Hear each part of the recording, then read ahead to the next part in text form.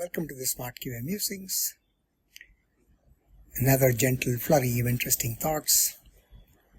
And today, my thoughts are on the role of controls in QA transformation. I must confess as to why this topic came about. How did I muse about this? The backstory for this is many years ago, and I think it's probably repeated a couple of times. An individual said, look, as part of the organizational transformation in QA where they wanted to go through some improvement, he said he did everything right. He improved his skills, personal skills. He enabled others, he taught others, he provided aids, found some tools, wrote some checklists, wrote some scripts, and he worked tirelessly to transform QA. So he said he did everything well, but somehow it never truly happened. He said the energy was spent, but the system still remained a little unchanged. When I say unchanged, it doesn't mean totally unchanged. He was not happy with the amount of change that it went through. And I've heard this a few times, and he asked why I did everything right.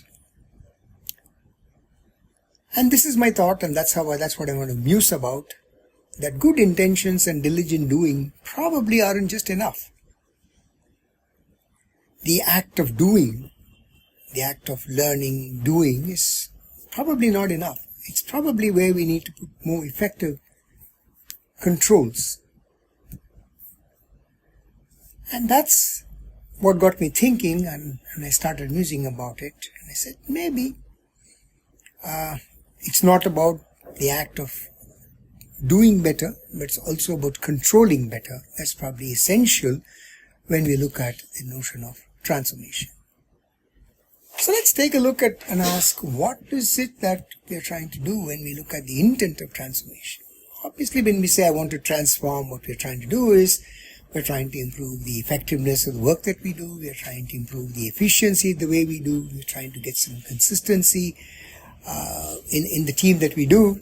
And therefore, the transformation is not just about a speed or an efficiency. It's about becoming more effective, more consistent, and ultimately enable scaling and being nimble to adapt to changes, to deliver higher value. So that's the larger context of what I think whenever we look at transformation, we are looking at, right? And now let's look at what are the levers that we have in the context of transformation. We more often tend to equate transformation with doing more, adopting newer techniques, methods, frameworks, tools, process models, practices, and therefore we accelerate them, knowing more, trying harder, doing more. And that's like stepping on the gas. It's like transformation is like acceleration. It's about stepping on the gas. But maybe the real shift also comes from learning when to brake, when to pause, when to control. And therefore it's a combination probably of acceleration, which is stepping on the gas, and the act of control, the braking. The secret probably isn't in acceleration, it's in steering. And so it's like the knowledge and doing versus the gating and controlling. And that control is really about setting up gates so that stuff, possibly the bad stuff, doesn't seep in. And they're able to reject stuff. And that balance is probably the most difficult, the harder, and therefore that's key therefore. And today my focus to a large degree is on the latter part, the control part, the gating part. And therefore when you look at and ask, what's the purpose of gating? Why do we set up gates in a process model, in a practice mechanism? It's basically to ensure that you are able to control the quality of work that's going forward. Because more often when we look at it from the stepping on the gas perspective, it's about doing activities. And therefore the controls to a large degree are activity-based controls. Did I do this? Did you do this? Not as much all the time as a gating control, which is like, have you done it well enough? and therefore ensure that the poor work is stopped at the right. When I say poor, not so good. Not necessarily bad, right? Not good enough. And if that's not done well enough, if it's not done very consistently, then what happens possibly is the bad work kind of seeps in. That means somebody else supposed to do some work they didn't do as well. And therefore I ended up doing it for them in some sense, because ultimately I'm in some sense treated as the final gatekeeper. And that drains my capacity. And therefore it cuts into what my quality of work would be. Right? And the purpose of gating is to kind of constantly stop, put the brake. And now the question is, are they obstacles? Are gates obstacles? They're more often constructive pauses. So the gates can be of two varieties. One which stops, one which discerns if activity is not done, don't go forward. The second one is activities are done.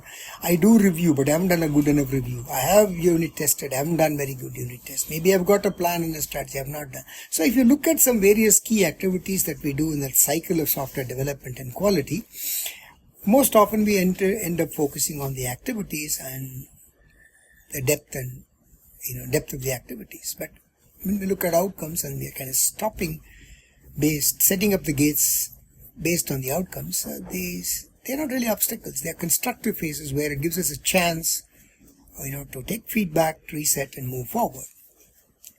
And therefore it is about really ensuring that we have clarity at every stage, because in a larger sense, the controls, the gates, act as filters of clarity. We pause and ask, have we done it good enough? It sharpens some degree of focus on not just the work, but also the outcome of work at every stage.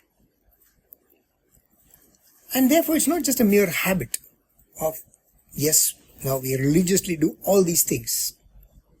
It's not just a habit, it's also the purpose that we are constantly focused on outcomes that guide the flow of work. And that actually gets into a nice rhythm as we go forward.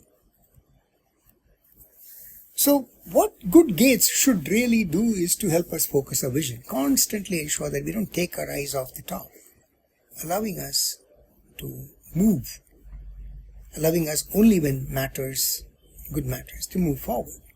It's not really about blocking or, telling you can't do this. It's really about sharpening what we see, what we do, and therefore adjust. I'm sure people who have, seen TQM and its adaptation, so to speak, into a software, if you go back to erstwhile TQM in the factory, etc., how did it come? It came by giving everybody an ability to stop the factory line because they had measures that was put up. So they were really, in some sense, not measures of activities only, it was measures of outcomes. And they said, hey, if this particular part, if I'm seeing a lot more defects, I will stop the assembly line. And therefore, the power of the ability to set up that gate and stop the assembly line, which is a very serious matter in the context of a factory, was given to every employee, so to speak, or every operating member in the factory line. So they were really excellent gates that were put. They were actually control mechanisms that were built into the system, which was based on the outcomes of activities. And that is what brings us the rhythm. Because we all know that transformation is not one big leap. It's a series of moves and pauses and adjustments and meandering. Of course, when we finish the whole transformation, it seems like, wow, it's like one big leap. But it isn't true. We know that. Any organizational transformation is a series of moves, consistent. And there is this rhythm of the push and the pause, the action and the reflection. And that combination of push, pause, action, reflection is what, in some sense, sustains the improvement. And when we see these controls not in a negative sense, but when we see this as adding to the rhythm, then change feels more natural and energizing. And now when I'm trying to work with an organization, I'm trying to work with the transformation in a particular QA team. That's what we're attempting to put into place. Because the person said, hey, it didn't work before. because one variety of different reasons. One was extreme focus on activities, maybe not as much as in the rhythm of control. The other one is not as much as in the rhythm, because there's always pushbacks, right? And what we need to probably find is that wonderful rhythm. And there is gating and rhythm, they kind of offer in some sense a natural harmony when you look at it at the highest level.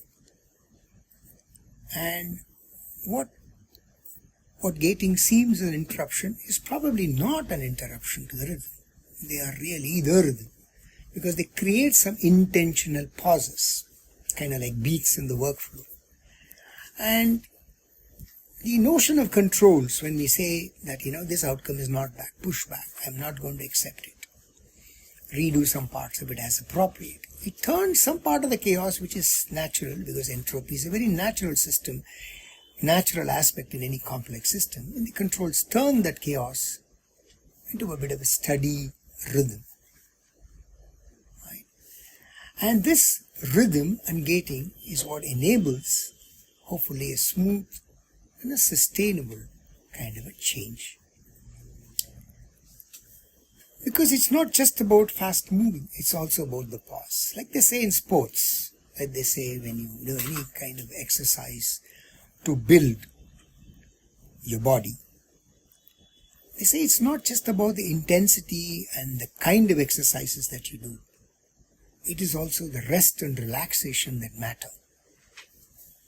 And I resonate with that, because I do some of these really nice long distance running and cycling. So I understand that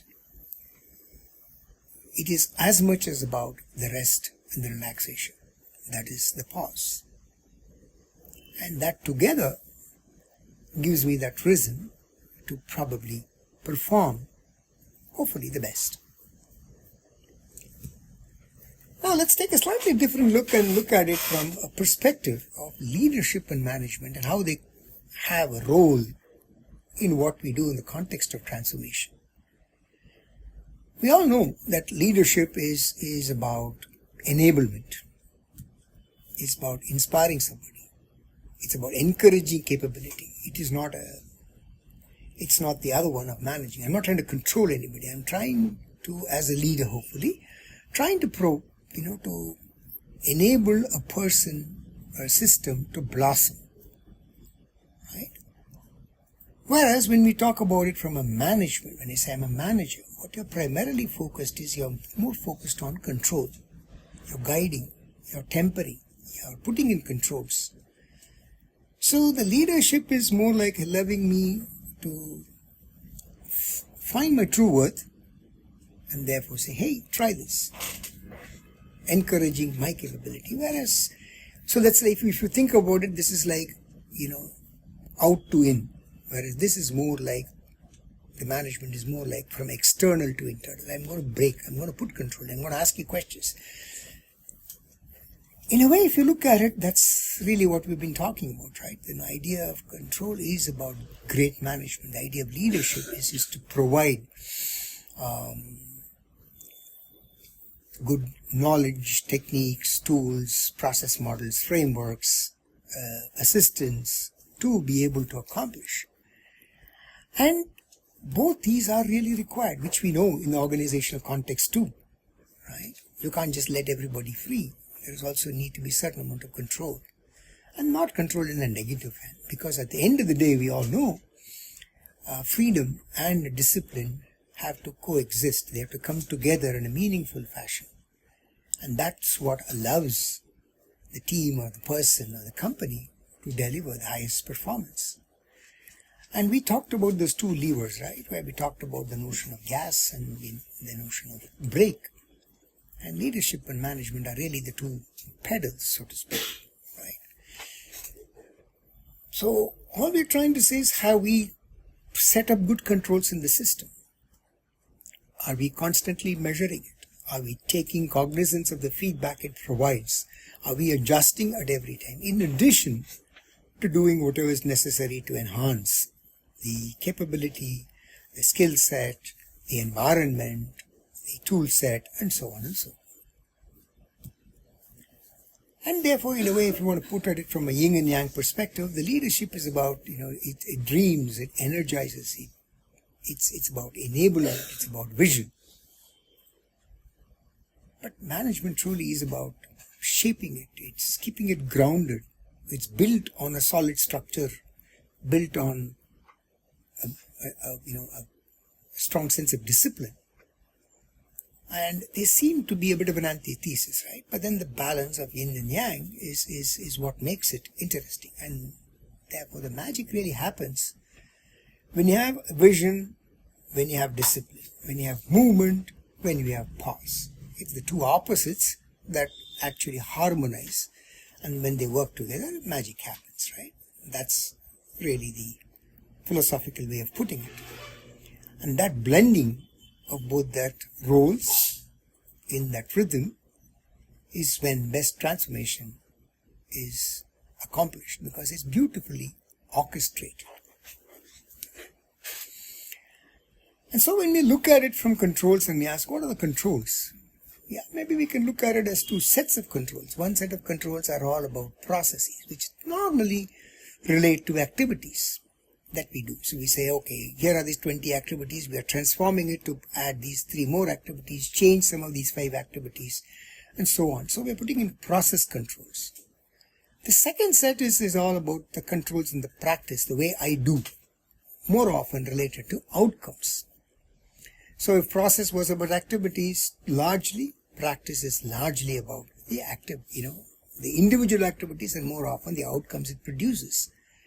And therefore, process controls may relate to certain gates, automated checks, maybe some reviews, some criteria, things like those that help you to enable discipline by asking, have you done this? Because these are all good activities to do. And you build in hopefully a good rhythm of habits in the context of a process. Whereas when you look at it from practice, you're looking at it more from the notion of outcomes. You're really asking,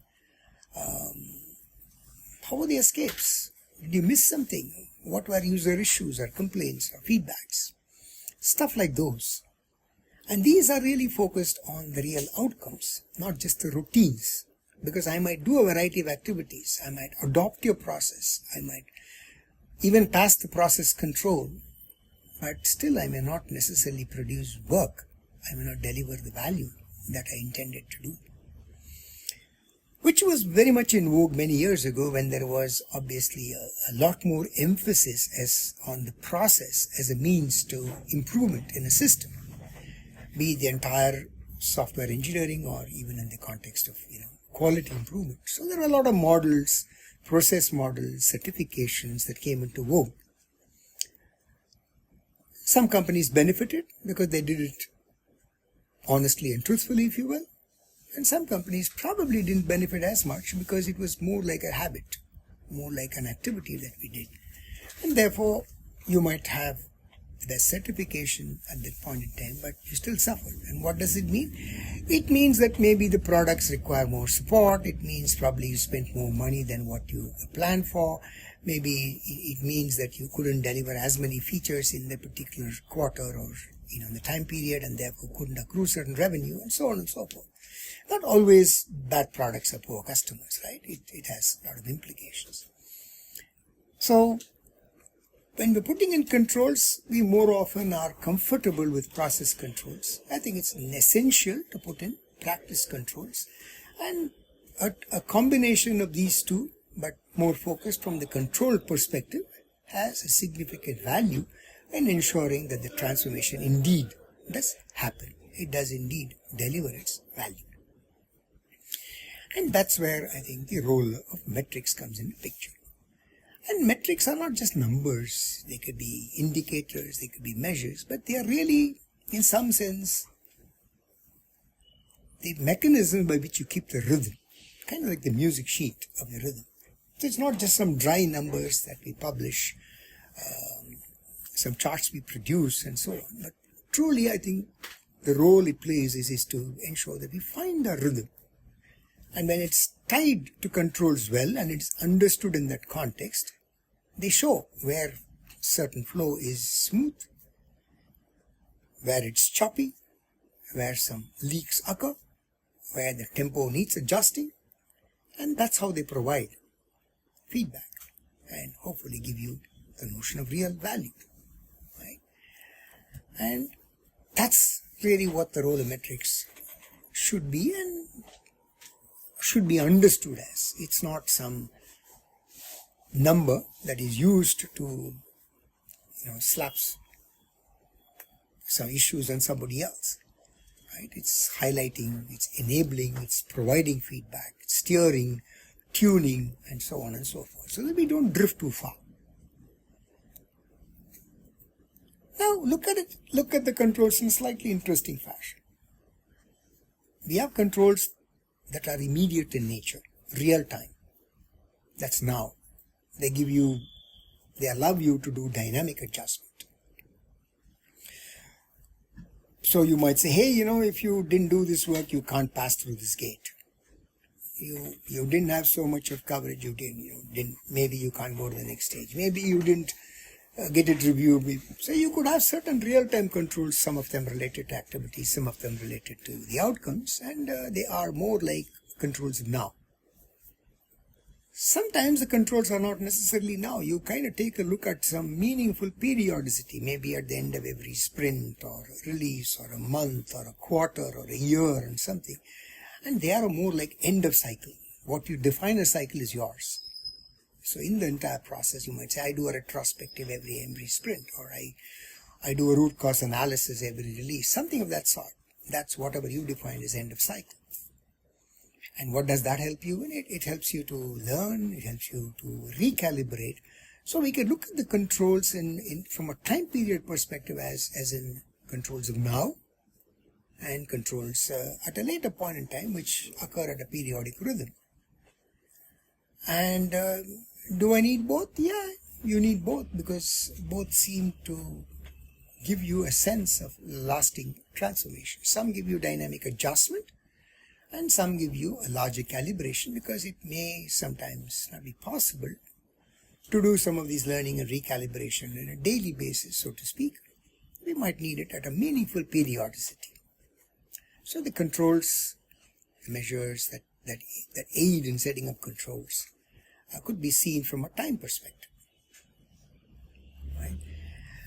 And finally, as we conclude, so to speak, and try to look at the music and ask, where are we going? I guess transformation in any form it's not about how fast we go, but really how wisely we pause. And that pause is what controls are all about. It's about the gates. It's about not just the gates related to did you do this or not, and activity gates. It's also about the seriously meaningful outcome gates. And one of the outcome gates that I've always found it very, very useful is a simple notion of escape, right? Because it truly gives you, in some sense, the truest measure. Am I, from a quality perspective, am I finding what I'm finding? Am I missing something? And you know what to do if you miss something. It's a constant mirror, right? And I'm sure there are a couple of more. And wisely, it's also about the discipline of clarity. Because at the end of the day, testing is an act of probing, of constantly trying to take away, the blur and put in the notion of clarity. It's about the rhythm of doing, of action, and balanced with the notion of control. And of course, finally, the courage to filter out what truly matters as outcome. And that's what transformation is all about. And that's what we're trying to accomplish here. And I'm sure you probably resonate with this. But the idea of excellence is not a one-time affair. It's not an interesting sprint. And we know it's a constant dance. It's a movement in time. And we are all, and there is probably no end to it, because we all talk about the notion of continuous improvement and so on, because you discover that it's a journey, it's a road, and we all know it's hopefully a fun journey to talk about, and hopefully we accomplish better things as we go further up and deliver far better value to the customers, to the businesses, to the community, to the business, to the company that we work for, and so on and so on. So this is what I wanted to share as some ideas as part of the music, more inspired by one of the common things that I face when I consult, and that's like, why is it still not working? Right? And it's this dance of activities on one side, doing things, and controls. And when we talk about controls, more outcome related controls, because at the end of the day, all the people in the software engineering and quality engineering are not to be controlled, are intelligent folks who know what to do. All we need to do is to put up a mirror constantly and take appropriate measures as necessary to surface these. And that's why controls, to me, I think are very, very important and handy. So thank you.